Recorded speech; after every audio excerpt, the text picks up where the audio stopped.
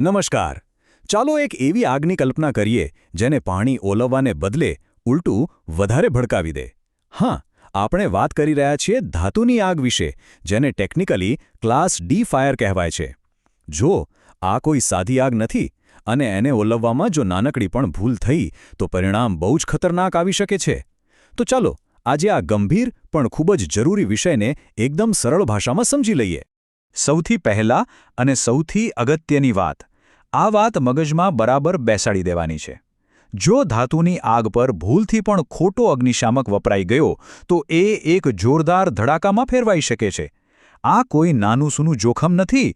અહીં તો સાચી જાણકારી જ જિંદગી બચાવી શકે છે. તો પછી સવાલ એ થાય કે આને કાબૂમાં લેવી કઈ રીતે? જો આગ સામાન્ય નથી તો એનો ઈલાજ પણ સામાન્ય કઈ રીતે હોય, બરાબર ને? ચાલો એ ખાસ ઉપાયો અને સાધનો વિશે જાણીએ જે આવી પરિસ્થિતિ માટે જ બનાવવામાં આવ્યા છે. સારું, તો આમાં થોડા ઊંડા ઉતરીએ અને શરૂઆત ત્યાંથી કરીએ કે શું બિલકુલ નથી કરવાનું. કેમ કે મોટાભાગના અકસ્માતો ખોટી પ્રતિક્રિયાના કારણે જ થાય છે. એટલે આ જાણકારી સૌથી પહેલાં જરૂરી છે. આ લિસ્ટને બરાબર યાદ રાખી લેજો. પાણી, પેલો લાલ કલરનો એબીસી પાવડર જે આપણે બધે જોઈએ છે, CO2 સિલિન્ડર કે પછી કોઈ પણ ક્લીન એજન્ટ, આમાંથી એક પણ વસ્તુ ધાતુની આગ પર વાપરવાની ભૂલ નથી કરવાની.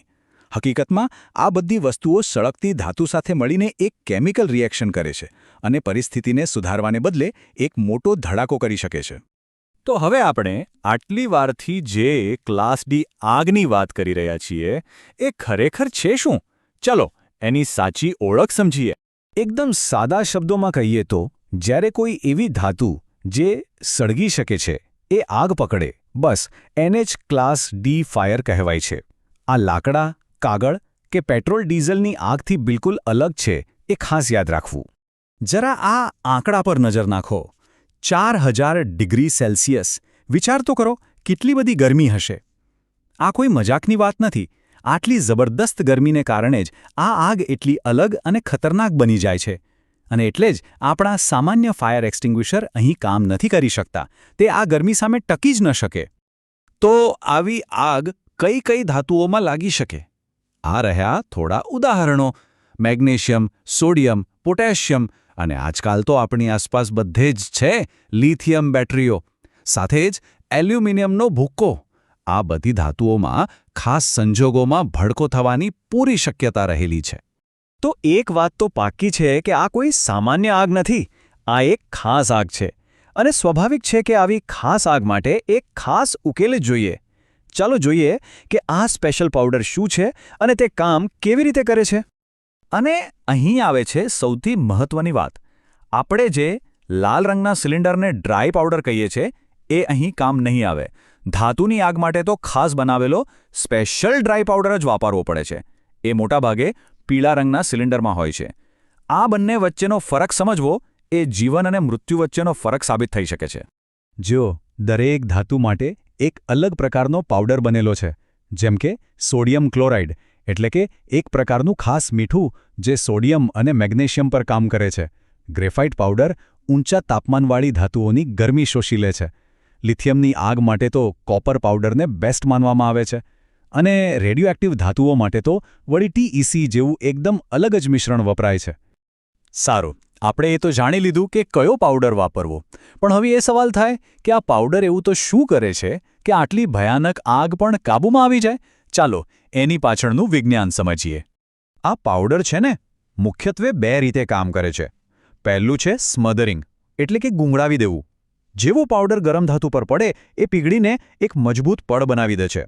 આ પડ હવાના ઓક્સિજનને આગ સુધી પહોંચવા જ નથી દેતું અને ઓક્સિજન ના મળે એટલે આગ ઓલવાઈ જાય. બીજી રીત છે હીટ એબ્ઝોર્પ્શન, મતલબ કે પાવડર આગની બધી ગરમી ચૂસી લે છે અને ધાતુને ઠંડી પાડી દે છે. અને હા, આ અગ્નિશામકની બનાવટમાં પણ એક ખાસ વાતનું ધ્યાન રાખાયું છે. એમાંથી પાવડર ખૂબ જ ધીમેથી અને ઓછા પ્રેશરથી બહાર આવે છે. કેમ ખબર છે? કારણ કે જો પ્રેશર વધારે હોય તો એ સળગતી ધાતુના ટુકડાને હવામાં ઉડાડી શકે છે અને એનાથી આગ ઓલવવાને બદલે ચારે બાજુ ફેલાઈ શકે છે. એટલે આ પાવડરને આગ પર છાંટવાનું નહીં પણ ધીમે ધીમે પાથરવાનું હોય છે. તો ચાલો અત્યાર સુધી આપણે જે કંઈ પણ સમજ્યા એમાંથી સૌથી મહત્વના મુદ્દાઓને ફરી એકવાર જોઈ લઈએ. આ એક પ્રકારનો સેફ્ટી મંત્ર છે જે ક્યારેય ભૂલવાનો નથી. તો બસ આ 3 સ્ટેપ્સ યાદ રાખવાના છે, એકદમ સિમ્પલ.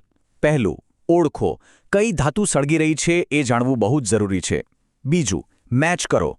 જે ધાતુ સળગે છે એના માટેનો જ સાચો સ્પેશિયલ પાવડરવાળો એક્સટિંગ્વિશર શોધો. અને ત્રીજું, અને સૌથી અગત્યનું, ભૂલથી પણ પાણી, એબીસી પાવડર કે CO2નો ઉપયોગ ના કરતા. ક્યારેય નહીં. અને અંતમાં આ એક સવાલ આપણે સૌએ પોતાની જાતને પૂછવાનો છે.